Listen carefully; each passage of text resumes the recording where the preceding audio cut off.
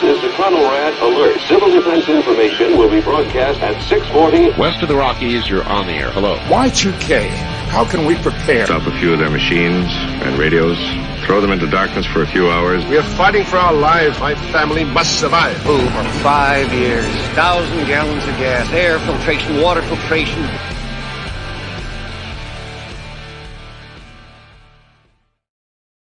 Coming at you from the frozen tundra that is East Central Alberta, Canada, streaming live on YouTube, Facebook, Twitter, Twitch, Rumble, and Odyssey. Welcome back to the workshop where we create community, find freedom, promote preparedness, and share success. I am Toolman Tim. Today is December the 3rd, 2023. This is episode 405 of Workshop Radio. I hope everyone out there is doing fine. I am back from a very short, abbreviated Christmas shopping trip. It was fun. I got a good buddy of mine waiting in the green room. We got all the M&Ms that he asked me for, so he's back there just to munch on. No, I'm just kidding. We'll bring Brad of 5 Times August fame on in just a moment. Real quick, we only got one announcement tonight, guys, and that's our sponsor. We got to remember her. She was one of the first ones to take a chance on the Workshop Radio, and that is my good friend Amy Dingman of A Farmer's Kind of Life. If you're like, I kind of get tired of listening to that Tim feller, I need to listen to something a little different, give Amy a go. Over at A Farmer's Kind of Life, add her in your podcast feed. If you're looking for a little bit of cheery inspiration for your old ear holes, A Farmer's Kind of Life podcast is where it's at. So, you know what, guys? We are going to forego most of the niceties, and we are going to bring on my good buddy Brad. Hang on. Hey, Brad, how are you? All right, Tim, how are we doing? Not bad at all. It's been a couple of months since we talked in person, I think. Yeah, Prepper Camp is great. It's good to see you again and see everybody out there. That was my second time going back to Prepper Camp, being invited out there through Rick and Jane Austin, who are good friends now and I feel like family to the whole Prepper community. It's really great. Absolutely. We first met. It's kind of cool because you were one of the, I might have been the first in-person interview I ever did a couple of years ago at Prepper Camp. You were just kind of getting the gas underneath you getting going, and Rick brought you to Prepper Camp. He's like, you should really interview Brad, and I interviewed you and had a beautiful looking interview with no audio, and you were nice enough to come back. I don't know if you remember that or not. That's right. Yeah, I remember that. I do my damnedest to look professional, but some days, you know how it is. So it's okay. We're at the mercy of technology these days, and when it doesn't go right, it messes it up for everything. So it's okay. It's all Thanks, right. Brad. But, so for the couple of people in the audience tonight who don't exactly know who Brad is, or maybe they've heard of you by your more famous pseudonym, who are you? What do you do? That kind of thing. Yeah, sure. So I'm Brad Skistimus of 5 Times August. I started 5 Times August in 2001. I toured the country as just a singer-songwriter pop act for a little over a decade, played a lot of colleges and university shows, had a lot of songs on different TV shows on MTV and independent films and commercials, and that's kind of what I was doing for a really long time. I took a break from that about 2018, and I started up a kids music project called the Juicebox Jukebox. I became a dad, and so my songwriting mind was playing with different words, that come into your aura when you're raising 3 kids. So I wanted to write songs for my kids, and that's what I was doing pre-pandemic.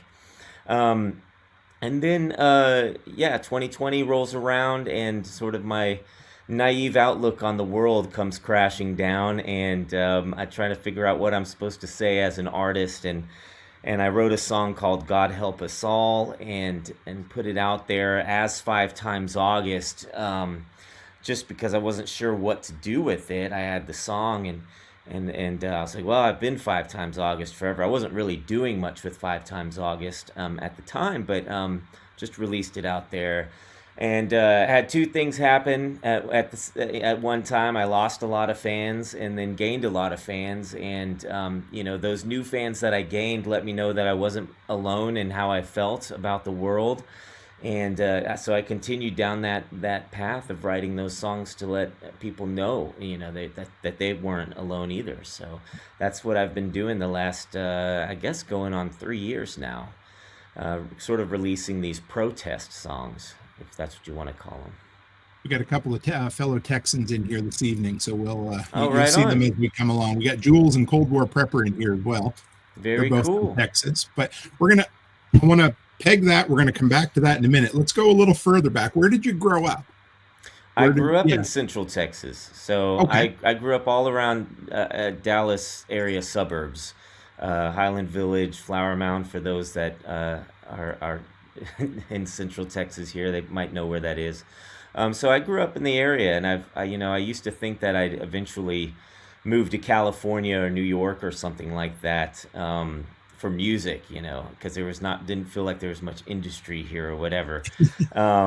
But it's so funny because I ended up staying in Texas, and after touring the country 7 times over, kind of just realized Texas was where I wanted to be, and I couldn't think of anywhere else I'd rather be the last couple of years specifically than Texas. So definitely wouldn't want to have lived in California or New York the last 3 years.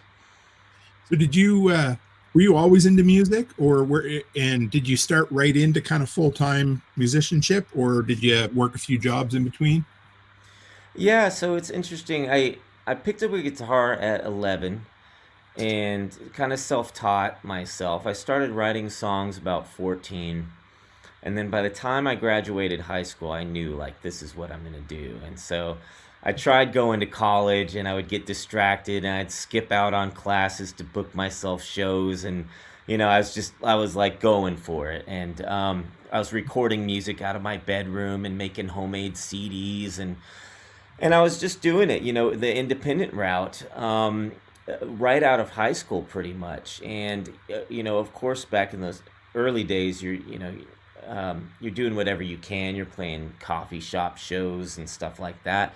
And I had gotten a job at CBS Radio, working in their promotions department early on. And my boss there saw that I was a hungry, thriving artist. So he started sort of helping book some bigger shows for me at the time that were a little related to the radio station at the time, radio events and things like that. And then I had met actually my wife during that time as well, who worked there. And long story short, that other guy kind of fell away after a while, and my wife took over all the booking things. And in between that time, working at the radio station and touring, I had different opportunities that came across. Like my first big break was on MTV's Laguna Beach, and getting some songs on that show. And so that opened up a whole college demographic, and I just started touring colleges for a really long time. It was just me and the wife in the van playing at universities. So that's what I was doing for, all of my 20s. What was that like when you got to see your name up in the credits for the first time? I was really excited. I remember it because we had a big watching party. I was living in Denton, Texas, and we had recorded what was the first sort of full-length 5 Times August album. I was living with some guys in this dumpy old house. There's about 6 of us. It was a dilapidated house, and college cleanliness, right? Of 6 guys living together. It was awful. But we recorded an album there called Fry Street, which was the street that we were living on. And so that I had gotten an email from a music supervisor at MTV who found those songs on a website called CD Baby, which is still around. But it was actually at that time, I apologize, it's not CD Baby, it was mp3.com back in those days. mp3.com was like right on the verge. It was before MySpace, before any of that stuff, and it was where independent musicians could upload their music and share it with the world. And so I had a music supervisor from MTV find my stuff and say, hey, can you send me this? I'd like to include it in a show. And he didn't really give me much information, but I was like, well, what do I got to lose out of this? It's just a CD. So I overnighted him a CD, knowing nothing about it other than it was an MTV show. And then he wrote me back and said, hey, we're going to use it in this big episode for MTV's Laguna Beach. It's going to be in the prom episode, right? So, yeah, and so it was really great. It was a teenage reality series, and so there's my song, like playing on MTV during this big, like that was a huge show back then. And right as the episode ends, like back then they would say, "You just heard Better With You by 5 Times August." And it was great because it coincided with the MySpace plays and everything. But we all were like, yeah, there's our name, and everything. And so, it was really great. And it was really a cool way to get around radio as an independent artist. And so I started exploring music licensing from there on out. For a really long time, that was sort of my bread and butter, was finding placements for my songs. And a lot of them ended up being on those kind of shows at that time. So they were just pop love songs. So, but yeah, I mean, it was really great. It's always wonderful to see your name in the credits of a movie or a TV show or something like that. It's a cool thing. Has it gotten easier? It's funny that things come through in themes. I had Franklin Horton on the other day, and he's a post-apocalyptic author, and he talked about how in the 90s and early 2000s, it was really hard to break into the writing industry because it was kind of an old boys club, and there wasn't a lot of the online presence. Has it gotten a little easier to be an independent artist and to kind of launch your own thing now as opposed to, say, 20, 30 years ago, or no? Oh, yeah. I mean, the tools now are, you look at guys like Tom McDonald. He's really got it mastered right now. Like, when I started out, because see, the arc of my career has been interesting, because I started 5 Times August in 2001. I was 18, and I was, my vision for the future was the traditional record label. I'm going to sign to a record label, have my hit on the radio. I'm going to tour the world. You have this naive outlook when you start out. But it was rooted in the traditional sense of making it, right?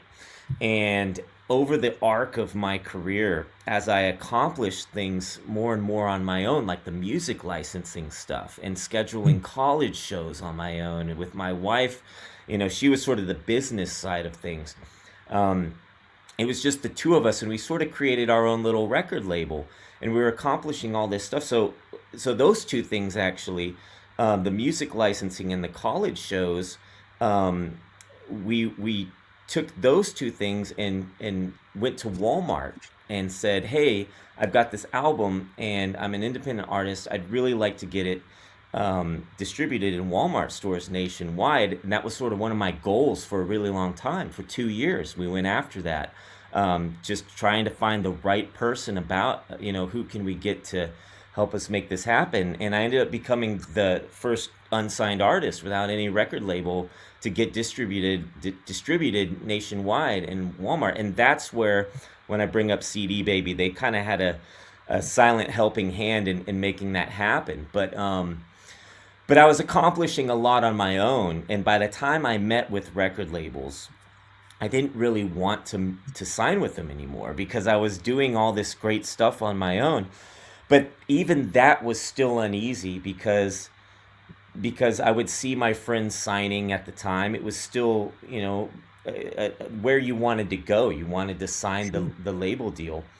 But so I would see my friends sign deals that, I was doing shows with and stuff. And I'd be like, oh, did I mess up, And more times than not, like the ones that I was maybe a little jealous of at the time, they would, by the time their contract was up, they'd be celebrating that they got dropped because their whole record got shelved, or they wrote all these songs that were never going to be released. So the experience, just getting signed doesn't mean you've made it. And it doesn't mean even that your music's going to be heard. It just means that you're under contract of this label who's now going to do whatever they want with you. And so I feel like I kind of, you know, I was saved a little bit by not ever going down that route. Um, and then about that time too, these tools started coming into play as well. YouTube was becoming more normal, and a lot of people were actually starting to make a living on YouTube creating content. And the social media platforms were becoming more acceptable. Like when I first signed on to Facebook, you had to have a college ID, and it was just people, you know, it's just college students back in the day. This is like 2004, maybe 2005. And I remember writing Facebook way early on saying, hey, why don't we do a streaming online concert? And they were like, oh, no, we're not into doing anything like that. And, you know, lo and behold, later down the road, Facebook, you know, has music pages and hosts events and sponsors things. So it's all to say, you know, so much has changed over the last 20 years. But the tools at hand right now, you can record songs out of your bedroom, just like I did when I was 18 back then, put them out, and, you know, it doesn't cost a lot of money. If it goes viral, it goes viral. So yeah, it's definitely a whole new ball game now. So one more question kind of about your backstory. Who did you listen to? Who were your influences back in the, so you're about 2 years younger than me, so I'm thinking we're probably in the same ballpark, but who were you listening to? Who'd you grow up listening to that kind of inspired you to become a musician? Well, I grew up listening to a lot of music from the 50s and 60s. And so I always really enjoyed, you know, what you would hear on oldies radio. I enjoyed Beatles. I enjoyed any kind of British rock kind of music. But that didn't really necessarily inspire me. I didn't get in, I don't think I was inspired as a songwriter until John Mayer came along and Dave Matthews Band and Jason Mraz and those guys, because that's, you know, they were writing those pop love songs. I was at that age, 17, 18, where, you know, you wanted to be the cute guy at a party with your acoustic guitar picking up girls. And so, you know, that's kind of what I wanted to mimic. And that's what was inspiring me kind of around when I started out. But I love so much music now, across the board. My influences pull from all over the place.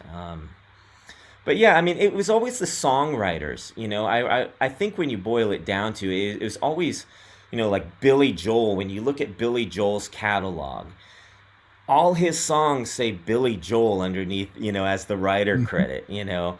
When you see, you know, the Beatles, it's Lennon McCartney for the most part, or George Harrison. I always liked the songwriter in and of themselves. So that's, you know, David Gray was another one. And there's a great band called Delamitri, has a great songwriter named Justin Curry. Those were the guys that really always stayed with me. They still stay with me now. And whenever I'm feeling kind of maybe, you know, stuck or in a rut, if I go back and I listen to those kind of things, they kind of pull something out of me and go, oh yeah, that's what made me want to write music. That's right. So March 2020 or February, January, wherever all that shit started, we start hearing about COVID, and nobody really thinks it's going to be, I don't know, who knows? You don't know if it's going to be something insane, whatever, doesn't matter. And then you start to see, oh, it's okay, don't worry. My dog's over there. He wants to be let out. It's okay. Oh, he gets mad about COVID too. That's cool. Yeah, so anyway, so you start seeing all the injustices, and you went from, you know, being you know, a guy singing kind of love poppy songs for Laguna Beach. Then you went into singing kind of elementary school age songs and that sort of thing. And then all of a sudden you become, you know, the I guess Arlo Guthrie or something like that, like the guy going against the system. So how did that come about? It's interesting because it's not anything I set out to do. I mean, my heart was completely in that kids' music project because it was the most pure thing I could put out into the world at that time. I mean, 2018, 2019, I'm in the middle of raising kids, and they're helping me record it. It's a family project. And 2020 comes around, and everything I'm doing with that sort of stops because I was doing elementary school shows, which let me tell you, those are the best shows I've ever done. When you play for a room full of elementary school kids and they know the words and they're singing along with you, and then they just appreciate what you've done so much and come up and hug you afterwards. Those are like the best things. And all that stopped. And throughout 2020, I'll tell you, like, I changed as a person. I had a naive outlook on the world. I released a song in 2020 called We Are In This Together, which was sort of my gung-ho of, hey, everybody, we're going to make it through this. And shortly after that, all the George Floyd stuff happened, and I could see the world sort of ripping apart. And then the longer and longer COVID stuff went on, it just sort of shut me down creatively. And I turned a corner as an artist where it was like, maybe I have been a little too naive about my outlook on the world, and what does it really look like, and what do I want that world to look like for my kids? What am I supposed to say in this moment in time? Because, I say this a lot, but two things happened at that time was, number one, where are all my heroes I grew up listening to? All those 60s protest artists and things like that, none of them showed up. And more importantly, I was thinking, I do not want my kids to look back on this time wondering why dad didn't say anything or speak up during this time. And so I just felt called to say something. And that sort of led me to write that first song, God Help Us All. It really came through prayer of sitting and going, what do you want me to write about? And that song came out. And I really thought that song would sort of be my one say on everything that was happening. I thought, like, I'll put this song out. It's a long song. It's a 5-minute song of me just venting, just saying, God help us all. This is not looking good. And so, that song comes out, and it completely stirred the pot of everything that I was doing, because I had, like I said, I had fans that had been following 5 Times August for 2 decades that were like, whoa, you don't normally talk like this, Brad.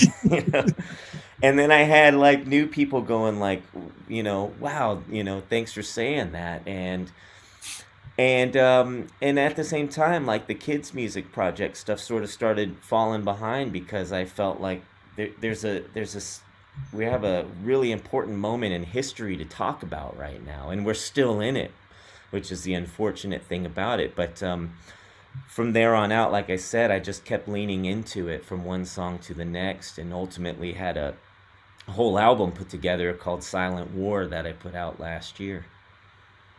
So which one really kind of pushed you into the zeitgeist? I was trying to think back, because for me, of course, it was This Just In, right? Mm-hmm. Because being a Canuck, and everybody, the song started getting put around. And for any of the fellow Canadians out there listening, if you don't remember, it was basically the song, that was in favor of the trucker convoy, making fun of Justin Trudeau, which we all love to do. And it's quite anyway, I loved it. And I saw and heard that song multiple times before I even knew who created it, who did it. And then I think I really made the connections at the first prepper camp. So what was the one that kind of went viral? Was it the very first one, or was it just kind of gradual? I think the one that pushed me over the limit was Sad Little Man, about Fauci. It kind of went like this. I released God Help Us All. And when you listen to the album top to bottom, they're all in the row they're all in the order that I wrote and released them. So there's kind of a story top to bottom as you listen to the Silent War album. But there it is. There it is. There it is. Yeah, there it is in vinyl. Yeah, that's right. That's right. Out on vinyl now. But so God Help Us All comes out, and then I don't release anything until maybe April, a few months later, called Jesus, What Happened to Us, which was it was sort of a sequel, maybe you could call it, to God Help Us All. And in that same mindset, coming through prayer and then I started noticing all the crazy people online through TikTok was becoming a thing, and Libs of TikTok became a popular account. And so I wrote a song called Out of Your Damn Mind, which is really starting to really call out, the crazy Yep. people that you were seeing instead of just minding your own business. And that was new for me to really lean into it like that. And then I Will Not Be Leaving Quietly came out after that, which was sort of my commitment to this moment. I was sort of like, you know what? Like, I'm not going anywhere. Like, every time I say something that's important to me, I get this pushback from people that are, especially from people that are supposed to know what I'm all about, people that have been following me for years that all of a sudden lumped me into this crazy category. So I kind of committed to it with that song. And I wanted to also give people that were showing up to these rallies, a little 3-chord song that they could, go to rallies to and learn easily and chant and sing along to. After I Will Not Be Leaving Quietly, I think, let's see, there was Silent War and Joe, and then finally Sad Little Man came along. It was like number 6 or 7, I don't know, but this was the how things unfolded for me, and leaning into Sad Little Man was interesting because I did not expect it to really take off like it did. I knew I was calling Fauci out, and that was something that wasn't really being done because he was being held up on a pedestal and treated like a god, like I say in the song. But that one really took off, which really put me in this other category of dangerous misinformation spreader, because all of a sudden my YouTube channel was being attacked and I was taken off of Wikipedia, and I was seeing these things that you only heard about actually happen to me in my life. I was feeling the suppression and censorship starting to sort of creep in around me. I'm like, oh wow, it really does happen. Okay. And so that one I think was really the one that pushed it. And every time that has happened to me, it's only ever made me lean more into it. So I'm a little bit of a troublemaker in that sense. So it's been fun to watch. Most, I think, I don't know. Anyway, I look back on whether it's the, 60s countercultural or the, late 80s, 90s punk, they were typically troublemakers, Yeah. and Yeah. well, we'll talk about that in a minute too, won't we? So you also, something that I didn't really mention, you do all of your videos as well. And I think they're a lot of fun. I said before, they kind of reminded me a bit of like Monty Python's Flying Circus or the opening to Faulty Towers, that kind of stuff. Where did that start? So all that stuff started with the kids' music project that I was doing. So it's funny because I never would have known, I never would have had that skill set to make the videos for my current songs without going through all of the kids' music stuff, because I started the project Juicebox Jukebox, and I had these cute songs, and then I was like, well, I should make some cute videos for them, and I didn't really know how to do it. I wanted to make these sort of cut and paste, crafty looking little style videos, that something that looked like a kid could make it. And so that's where that style came from me. And so I did 12 of those for the kids' music stuff. And so by the time I came around to, Sad Little Man, I took that style, cut and paste, and make it look like, just like you cut a bunch of magazines out or something like that and pieced them together, do a little stop motion. That's how it came about. But I think I was also a little bit inspired by those Monty Python things. Once I started piecing it together, I was like, oh yeah, it's got that look to it. And so I've kept with that, going from Sad Little Man to This Just In to Gates Behind the Bars. It's especially fun to do that when you have a character, that's a central figure to it, because it gives you the opportunity to really just poke fun at who they are and, make them look wimpy, or, just shrivel them down to the weakling that they are. So have you had any songs or videos completely pulled off a platform at all?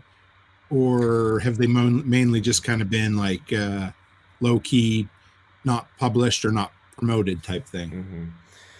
Sad Little Man was heavily suppressed in the original upload to it, and then I ended up re-uploading it later with the exact same information on it just to do a test, and they didn't bother that one. And so that was interesting. I've had about 4 other videos be demonetized. And then a few months ago, Gates Behind the Bars was pulled completely from YouTube. So that was the first one that they actually took off of the website and were like, you can't have this up, which was weird because it had been up since like February of this year. So it was up for like 9 months before they were like, wait a minute, now it can't be up. So it's silly how they do that. Like when you talk to, Google Creator support on the back end, which I think is just robots anyway. But, you're sitting there and you're like, so why did my video get pulled? And they're like, oh, medical misinformation. And you're like, what's the medical misinformation? And they're like, we're not at liberty to say. And I'm, it's like, well, if I'm a creator and you're the host of my content and you're saying there's a problem, then why don't you tell me what the problem is instead of just take down my stuff? So it's funny that way. Jules just ordered your album, got it autographed, so she can kick in the extra for Brad. So thank you so much. I really appreciate that. So you was the Gates Behind Bars, was that on Silent War or did that come afterwards? Yeah. So by the time I released Gates Behind the Bars, or by the time I released Silent War, I had 2 songs that hadn't had videos yet, which were Gates Behind the Bars and a song called Lions, which I still haven't done an official sort of video for, but there's a performance of me doing it on the High Wire. But Gates Behind the Bars came a few months after the Silent War album came out, but it's on the album, yeah. And you did a kind of a Kickstarter type thing because I remember when I seen you a couple years ago, I was like, man, you got to bring it out on vinyl. And you'd said you'd had a bunch of people mention it. And so how did that Kickstarter go? I thought that was kind of ingenious, kind of neat how you did it. Yeah, I worked with a company called Crates. It's Crates, which is basically like a website to crowdfund record pressings. And I had a number of people asking, like you, say, when's it going to be on vinyl? And I had always wanted to release an album on vinyl. I thought if I was ever going to do it, this would be the music to do it with. And so I did a little limited number crowdfunding project of 200 on Crates. And we sold those. And, if you've got one of those, you've got a collector's item now. And I tried to make it a little special. It's got a gatefold and an OB strip on it, and it's white vinyl, and I'll never make another one like that. So it's like a collector's item. And then I tried to actually do a limited edition second pressing after that. The thing with vinyl this year has been interesting with me. So we did that. There was the first pressing. Then I was like, let's do a second pressing on clear vinyl. And I'll make the red strip blue, and it'll be a marked second pressing special, and we'll see how that goes. And so we did that, and that campaign was successful as well. But as we've been waiting on that pressing to get finished, it's still not finished yet. So Crates has really let me down. They've had some issues on the back end, and in the meantime, I ended up pressing a standard black vinyl edition. So there's going to be ultimately 3 different versions of Silent War on vinyl. We've just had issues with pressing and stuff like that, but it's good to know people are still buying vinyl. It's cool to have songs on vinyl. In fact, this album has been released on vinyl and CD, and we even did a cassette copy of it as well, which you've got a couple of them right there. I do. So I didn't mention this yet, but we're going to give one away. Nice. I'm going to do it on Friday night show. So anybody who listens to this and shares, you can share the audio, share the video, doesn't matter. Just let me know you did. Comment on the YouTube video. I'm going to put you in a draw, and we got right there. It's one of only 50 cassettes of all things, and it's signed right there by Brad. There you go. we'll be giving that away. So if you share it, just let me know, and we will put you in a draw, and somebody will win it, and I'll ship it out to you. So very cool.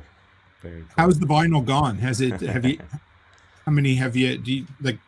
Have you sold quite a few? You've been happy Yeah, with the how it's vinyl's gone, doing or- well. In fact, we also did a release of the new single "Ain't No Rock and Roll" on a 45 vinyl. So I'm really happy that people.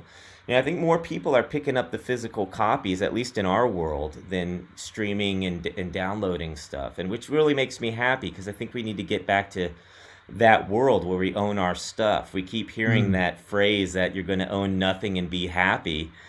It's like, well, start owning your stuff and just be happy. How about that? So, I've got tons of vinyl behind me. I still collect CDs and cassettes.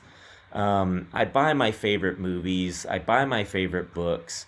I think that's important stuff. It tells a lot about who you are, what you believe in. It gives you a reason to connect with another. You're never going to you're not going to sit through your phone and be like, hey, what kind of music do you like? And be like, oh, I like that. You're going to, you connect through going through records together and things like that, I think, at least you did in the old days.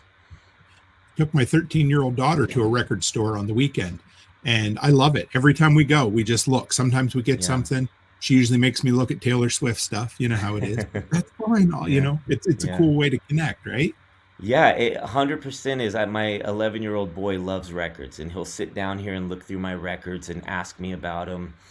And he'll go through my CDs, and I have stories that go with these things. So that's the thing about it is it opens up a whole other world. I connected to a lot of the music I loved growing up through my parents' record collection, and asking them about, when did you buy that? What's the story behind that? And you end up getting these little nuggets of information about your parents or your friends or whoever it may be that you wouldn't get otherwise. And I think that's important. We're losing grasp of that when everything is on our phone and on our computers these days. We're not going to hand down iPhones, we're not going to hand down obsolete iMacs. So, we got to own our stuff again.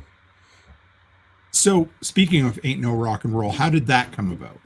Because I know you don't need, me to boost up your ego anymore, but man, I love that track. That is a solid track. Thanks.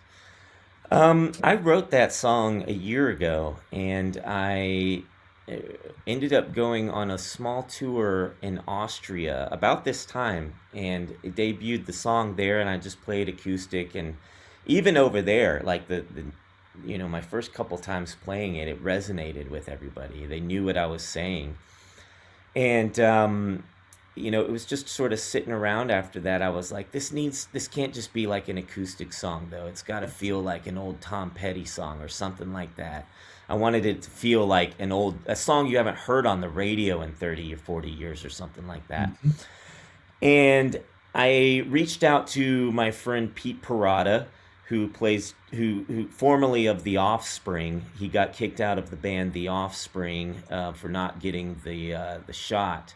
And now he's in a band called The Defiant, which is doing really well. And it's sort of a super group of guys that got kicked out of their bands and want to speak up. And they're really great. They're fantastic. So I reached out to Pete and I said, hey, I've got this song, would you want to play on it? He did the drums on it. And then I didn't really know where else to go with it because I wanted to get musicians on the track that really felt what I was saying. Don't forget the 8-track. Yeah, we got to bring that. We're going to work really hard on bringing back the 8-track. Dude, there are artists out there who are putting out brand new 8-tracks right now. No kidding. Yeah, there's quite a few actually. So if there's you ever want to do something, yeah, I can at least tell you who to look into anyway. So okay, that's interesting. Well, as soon as I sell the cassette tapes, I'll move on to 8-track. But and so in between that time, after Pete recorded the drums, I was had the song sitting around, and my friend Chad Prather, who's on Blaze TV, he had been talking with a new record label called Based Records, and he said, hey, you should talk to those guys. They're kind of like this non-woke, looking for free speech artists. They're starting up, and I've been talking to him. You should talk to him. So ended up talking to them. they invited me down to Austin for a weekend for an event that they were hosting, and I got to know those guys over there, and they're just really, really good guys that want to bring back, everything that's missing from music. And so I was like, hey, well, if this is what you guys are doing, I have a song that would be great as your first release. And so we did a little contract for the single and signed on to their label, and they got some great guys in Nashville who are superstars in their own right. Ira Dean and Chris Whalen produced it, who are they're both mega songwriters in their own right, #1 hit country songwriters. And so we got some really great guys. We got Jim Moose Brown from Steve Miller's band, and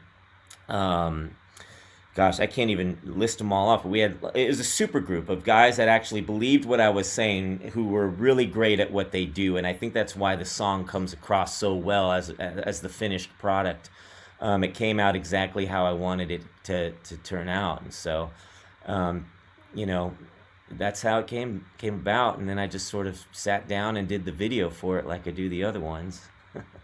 And that kind of leads me into what I was going to ask you a minute ago anyway, but who were some of the bands that you thought really should have stepped up and spoke against some of this COVID tyranny that really didn't?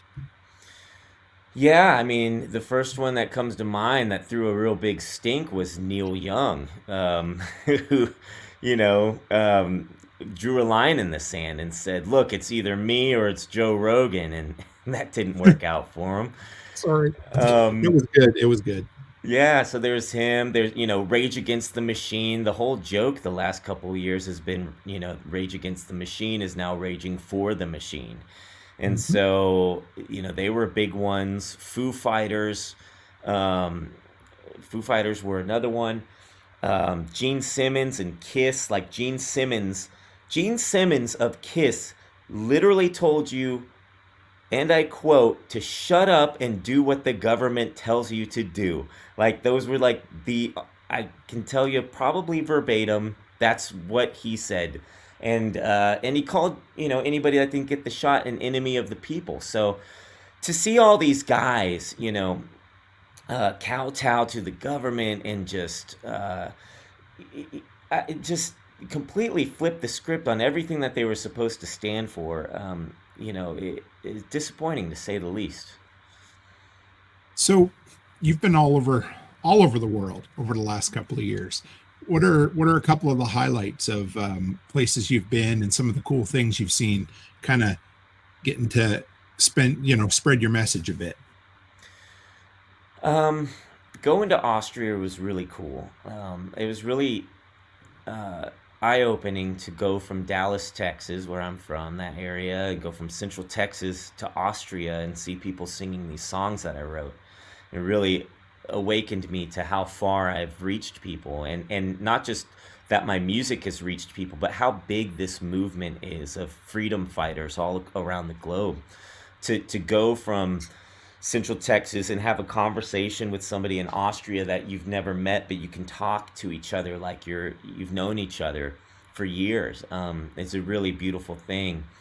And I got to go to the U.K. in August for a 3-day festival called Jam for Freedom, which was another really great experience when you can think about it. These events did not exist 3 years ago, so there's something happening now when you can get 3 days worth of freedom-minded musicians and speakers to get together and hang out over the course of a weekend. That's a really great thing. Things are happening. There's something new that's brewing out of Yes. the rubble of COVID. There's this new thing coming out, at least culturally, and I think that's what's going to drive people is there are artists and songwriters that are speaking up. There's rappers, there's punk rockers with the Defiant now, and actors speaking up, comedians speaking up. There's a whole new cultural thing being established right now, which is really exciting. I love the Defiant. I ordered their vinyl too. It's on its way, so I had to support those guys too. But who else do you see that are? It's kind of cool that this countercultural movement is coming out of this, because we haven't really had, I don't know. I'm a grunge head. So to me, I haven't really seen a countercultural movement since probably, the early to mid 90s. Maybe there was something that I missed. I don't know. But who do you see coming out of the post-COVID movement that is speaking up for freedom and is going to hopefully take up that mantle? I don't know. It's hard to say. There's a lot of them because I've been making a list. Actually, I got a list pulled up right now because a few weeks ago on Twitter I shared a big long list of artists that were speaking out, and then I posted the initial post, and people started adding more and more and more. So the list, like, to me right here is, obviously Eric Clapton and Van Morrison were two that spoke out from the 60s era. We got, those two out of all the artists. We got Eric Clapton and Van Morrison, which I'm so grateful for, and I'm glad that I can at least give them my respect. Ian Brown is a British artist, singer-songwriter that's been spoken out. John Rich and Travis Tritt are country artists. My buddy Joseph Arthur, another singer-songwriter who's been around for a long time, he's spoken out. I've mentioned the Defiant, the guys from Right Said Fred. They've been very outspoken the last few years. Jimmy Levy, he's a gospel singer who was doing some songs with High Res the Rapper, both very talented guys. And the list goes on and on. The great thing about the list that I'm reading from, is that it covers so many different genres.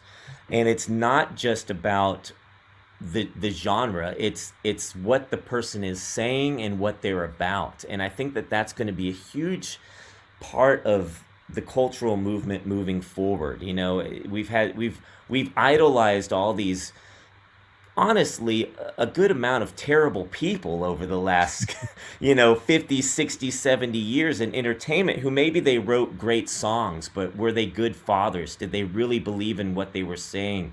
Who were they behind the scenes is my question.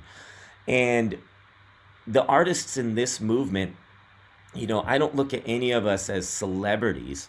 I look at us as, we're just part of this movement, and we're the kind of people that are not singer-songwriters, that are not artists. And so we're all just sort of working together in that kind of sense. And so I'm excited to see where that goes. Me too. Absolutely. So I wanted to tell everybody, Brad's been a good sport, because you've been kind of laid up the last few days, have you? Yeah, if I sound nasally, it's because I've been laying in bed the last couple days over the weekend. But you don't at all. But so Brad's not in a position to play anything tonight, which is totally cool. But you did give us permission to play a song, a video or whatever. Can we play Ain't No Rock and Roll? I don't know if there's any issues with that. That's okay, is it? It should be okay. Yeah.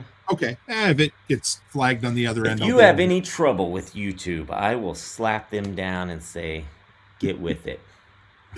So I'm going to play that song for everybody. Give Brad's voice a rest here for a minute, and we'll come up and maybe we'll maybe share for another 5 or 10 minutes, and we'll get you out of here if that works for you. Cool. Great. All right. Give me 1 sec here, guys. All right. Let's go.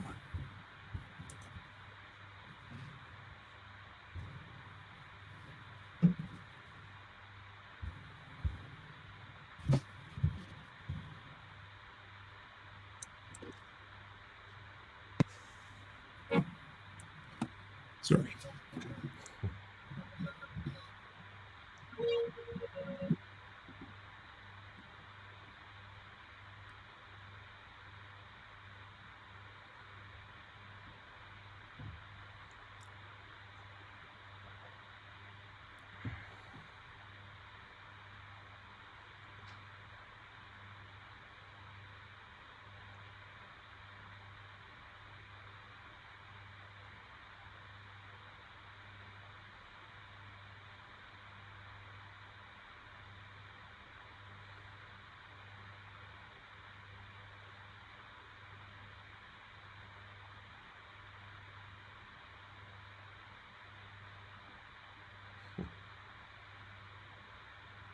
Oh, they're saying no sound. I'm not hearing it.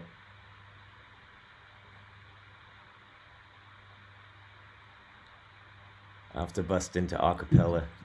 Sorry, guys. I don't know why we're not getting any audio, but we will try one more. This is the beauty of, hang on here. I kind of heard it for a moment in the background, but Yeah, I do this all the time. So we will try one more. Sorry, guys. You know what? This is the joy of live radio, isn't it? So it's all good.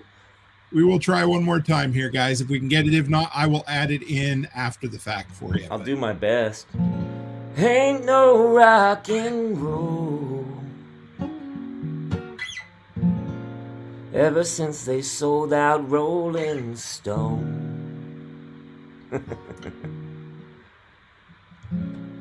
I do have my guitar here. I just am not able to sing. But you know what's funny, as you were talking about getting flagged by YouTube, I get flagged for my own stuff on Facebook and stuff. So it's a fight that I am always battling. So hang on 1 second here.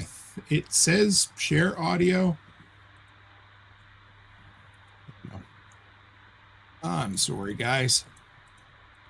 It's one of those nights. I don't think we're going to get it. I will add it in.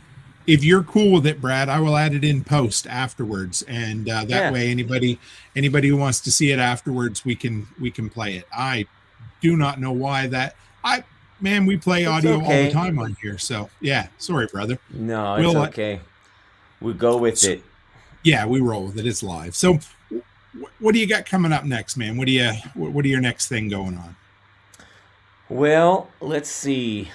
I'm in the middle of a feud with Dolly Parton, and I don't know if she is aware of it or not, but I wrote her an open letter on Twitter, and it's been seen over 2 million times now, but she has not responded to my letter, so I feel like I might be writing her a song soon, and we'll see what happens with that. Beyond that, I feel like I'll probably look into more collaborations. I just released a song with my buddy Joseph Arthur a few weeks ago, which was one of his songs from back in the day. We re-recorded his song "In the Sun," which is a pretty popular song. Did you figure it out? Keep going. Yeah, I think I did. But he had a song called "In the Sun" that was on a lot of different TV shows. It was recorded by Peter Gabriel and Coldplay and Michael Stipe from REM. And so it had all these other versions of it. And Joseph and I have become good friends. I was like, hey, this actually brewed while we were up in the UK together in August. But I was like, hey, why don't we do your song together and do a new version of it? And so we just put that out a few weeks ago. And did a nice little video for it featuring Joseph's art. He drew for like hours and hours and then sped up the artwork. And then I put some texture on it and added some lyrics to it. But yeah, you can check out Joseph Arthur and 5 Times August, "In the Sun." That's a pretty recent release. And I enjoyed that collaboration. I think I want to see, what other collaborations could come about in the next year, I guess. There's something, I don't know, there's something special. I say it on here a ton, but a rising tide floats all boats. And when it comes down to that, when you get together with like-minded folk, incredible things happen. And I love it. I know a certain event that I'd love to get you at next year, and hopefully we can make that happen, because it's probably, it's in Camden, Tennessee, and I think you'd fit in quite well there. So yeah, absolutely. Oh, speaking of collabs, look, you had a record. I have a record here too, but this is the Defiance record. Yeah. And that's Joey. He signed on it. But I have a song on here I recorded with Dickie called "Flies," and it's called "Like Flies," and that was another collaboration. I had a good time writing that song with him, and then I did a duet with Dickie on that record. So it's another thing to check out. They did a lot of collaborations throughout that record as well. High Res is on that, and so it's cool to see that happening. All this new art is going to come out of this, and that's what really gets me driving right now is everybody's sort of pulling together to make something new, and kind of honestly just leaving the old behind, as painful as it may be, but it's exciting. Speaking of that,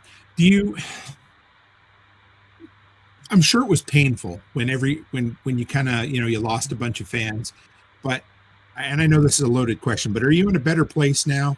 And has it been more rewarding taking those huge steps and kind of finding your real audience? Yeah, every risk that I was taking, I knew what I was taking. I knew the risk that I was taking. To the degree of the pushback, I don't know. Once I started getting censored and suppressed, it was like, oh, okay. It's like, I've stepped into something here.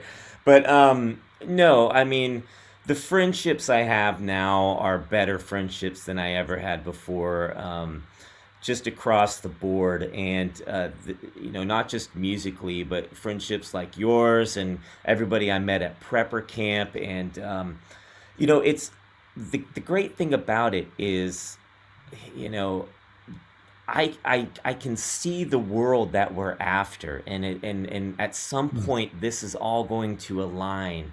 And it's not just the medical freedom movement and the prepper side of things, and then the political side of things, or whatever it may be, but I'm friends with all these amazing people now, and it's going to come together to create this new world. At least I remain optimistic that it will.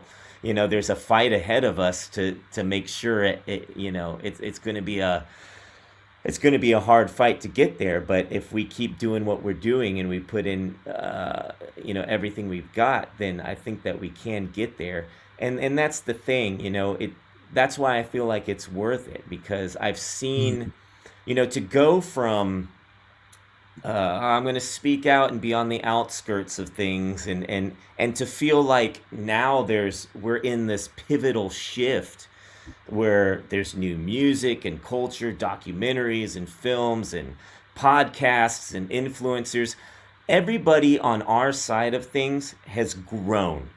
And that's all the proof that I need if we just keep going. But every doctor that was censored and suppressed, all these influencers, everybody that's spoken out, they've only grown. Nobody has disappeared. Nobody succumbed to the censorship. And that shows you how strong this whole movement is, and that people are indeed waking up.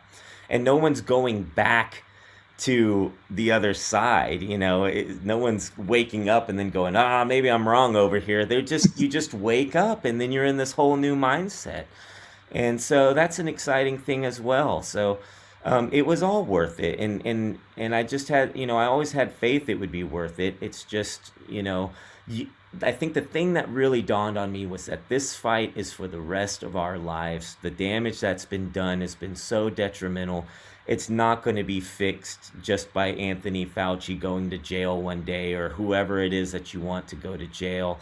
There's a whole generational tragedy that's happened here that we have to work on fixing again. But the silver lining of it all is that there is this blank canvas in front of us that is a beautiful, really great opportunity to create a new world for ourselves if we really want it that bad. Well, thank you for what you do, man. We're going to try one more time here. I think I figured out what the glitch was. If you're cool with that, let's give it a go and see what happens. Cool. And guys, real quick, if you hear it, give me a thumbs up in the comments here. I hear that. Yeah.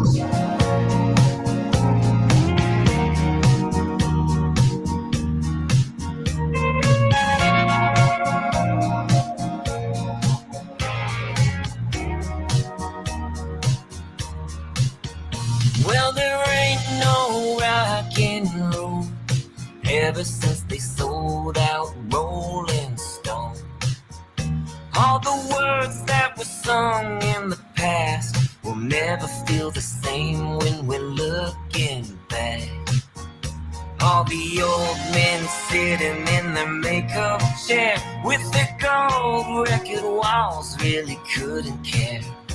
All the fame feels the same when you've had enough, so they don't bother standing up. And there ain't no peace in love ever since the 60s kids grew up. All the drugs and the girls and the cash, after all the songs it was gone in a flash. All those bad boy rebels and the attitude, what a show, we didn't know that none of it was true. Only self-serve, anti-establishment, we were all so innocent. Because there ain't no rock and roll, and the blues has lost its soul.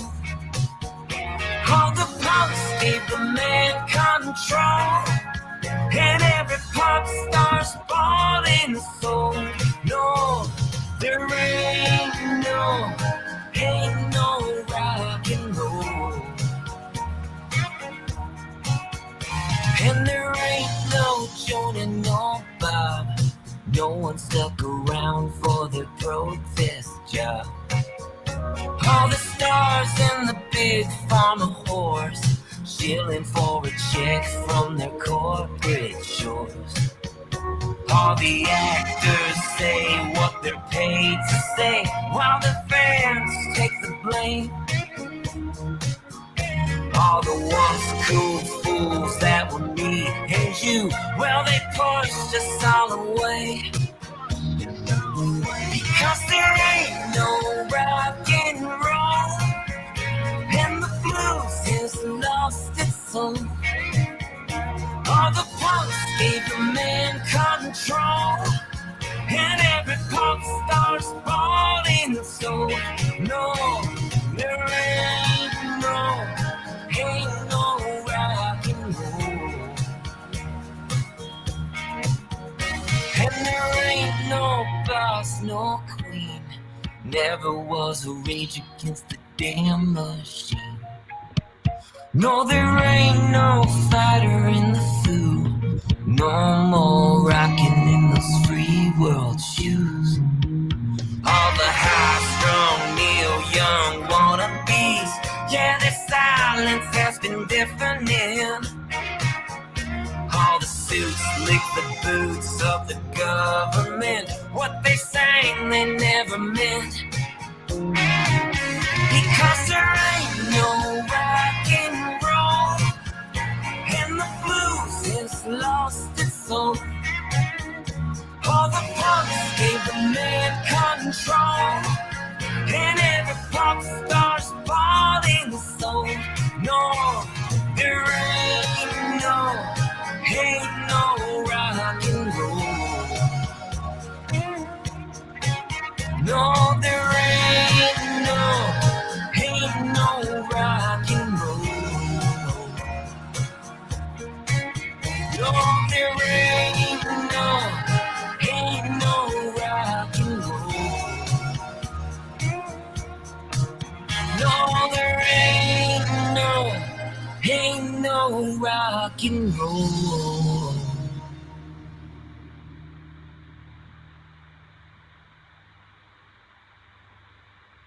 Yeah. Oh, thanks, Brad. Man, this was great. Thank you very, very much, man.